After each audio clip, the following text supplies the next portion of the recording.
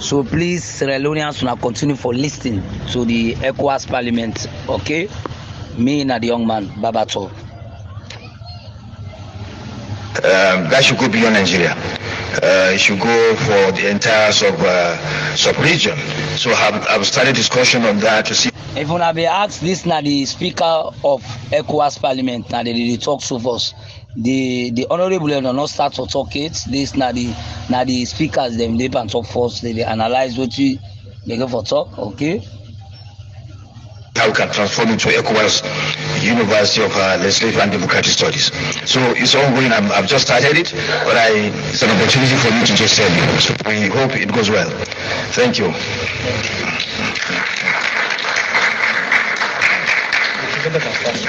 So the presenter, you can start.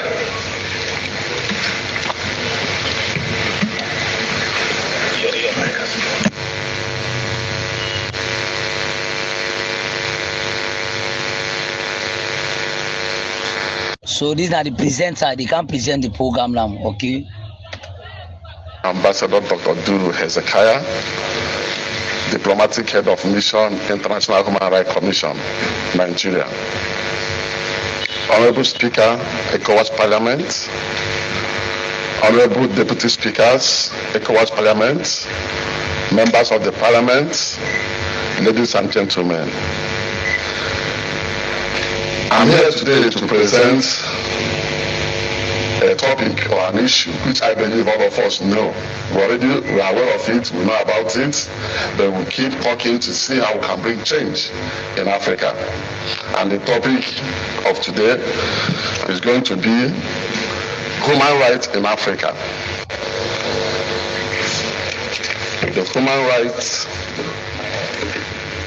situation in Africa. What are we going to do to see how we can reduce the violation of human rights? First of all, I want to introduce my organization, International Human Rights Commission. We are a transnational organization. We are a transnational international organization, a dynamic force in the arena of global study by the Vienna Convention of 1961, 1975, and 1986. And confirming international organizational agreements. Our organization can transform into ECOWAS University of Legislative and Democratic Studies. So it's ongoing. I've just started it, but it's an opportunity for me to just tell you. So we hope it goes well. Thank you.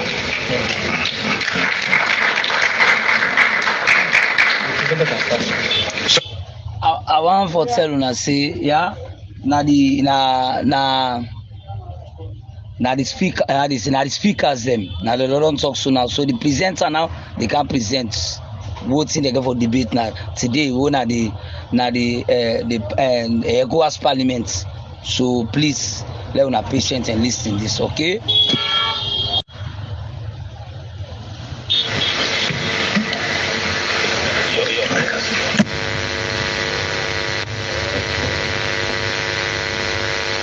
Ambassador Dr. Duru Hezekiah, Diplomatic Head of Mission, International Human Rights Commission, Nigeria.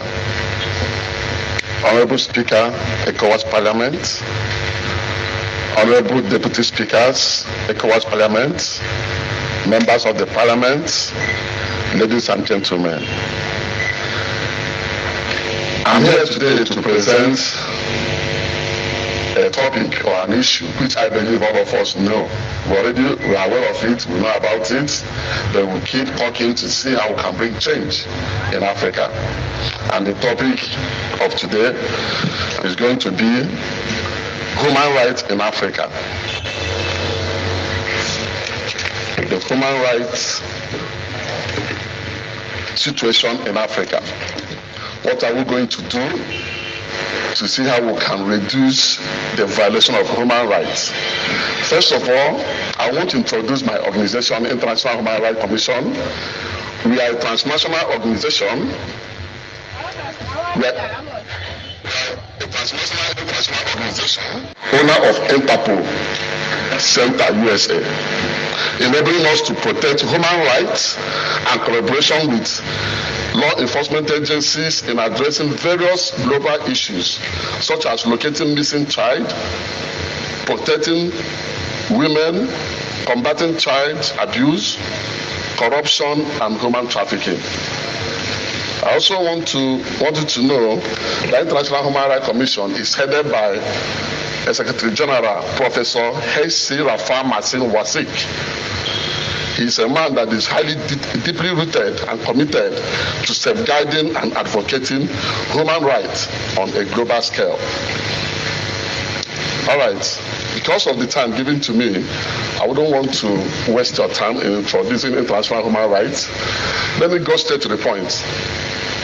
Please move to the overview of human rights in West Africa. Good.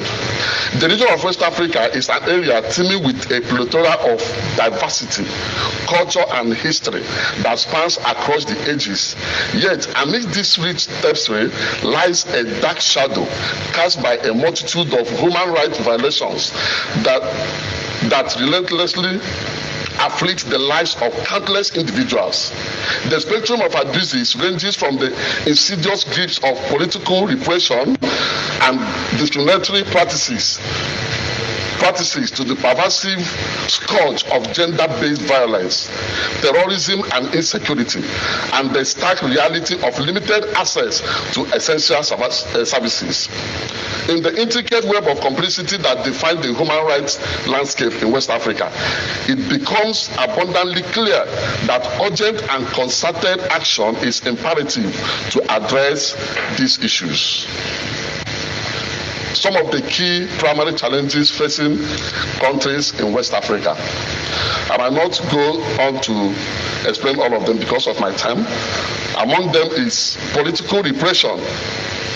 Many countries in West Africa have experienced political instability and authoritarianism. Yeah, when are able to listen, now we don't side this now. Oh, Marabi, they violate the constitution, they violate people in back in this country. So now we don't side this. So now patience, who they say by God your power. Lord continue the prayers, Authoritarian regimes dominating and suppressing dissent among their citizens.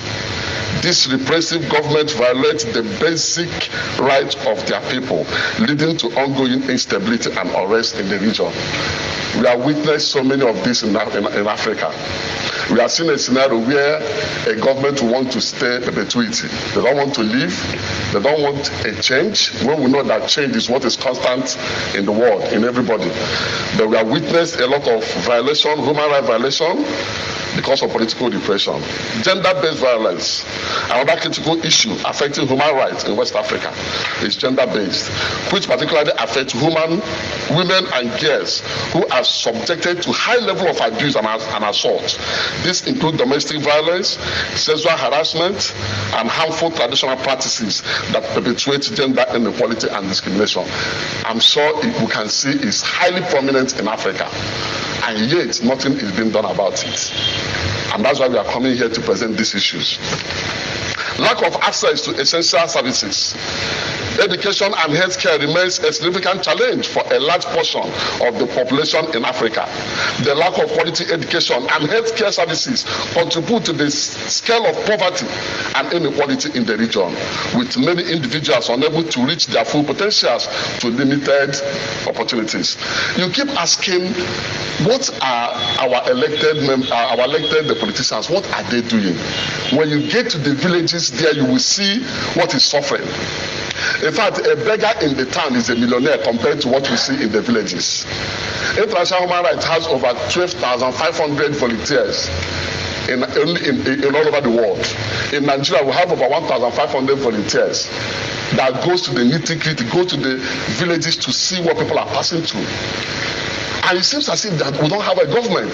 We seems as if we don't have representative in government. We have people in government that are supposed to tell the government what is happening in the villages, but nobody. They are just alone. And that is why we are here to draw your attention to what is happening. As if we don't have a body. And here to have bodies, we have organization, we have government that's supposed to cater for the people. terrorism and insecurity. In West African states, terrorism and insecurity clearly has a very real and direct impact on human rights, with devastating consequences for the enjoyment of the right to life, liberty, stability, and regional development. For instance, during the first half of 2023,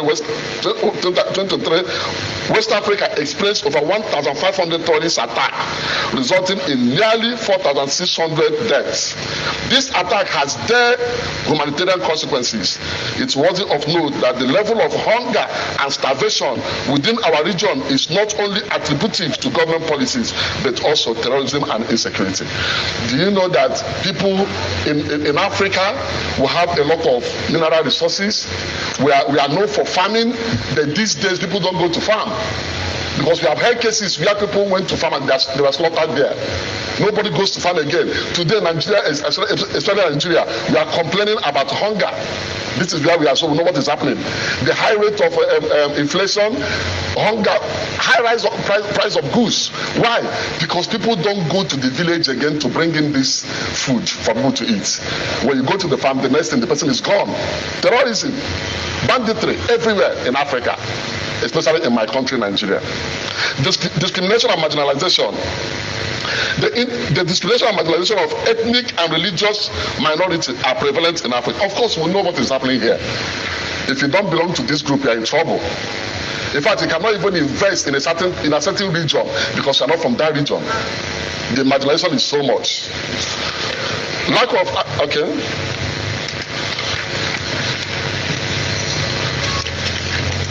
Let me move into proposed solution. What do we do? What are we going to do to reduce this menace?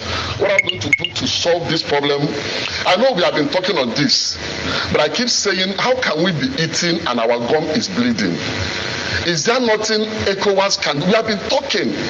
Is there no framework ECOWAS can put in place to enforce action in the government of the member states? Is there nothing ECOWAS can do? Is there no way we can make them to do what they're supposed to do? Is there no way we can make the states, the country to impact the lives of people? What we are after is for people to have the liberty, the right to live. We have, in fact, the Westerners that are developed today, they develop them through the Africa.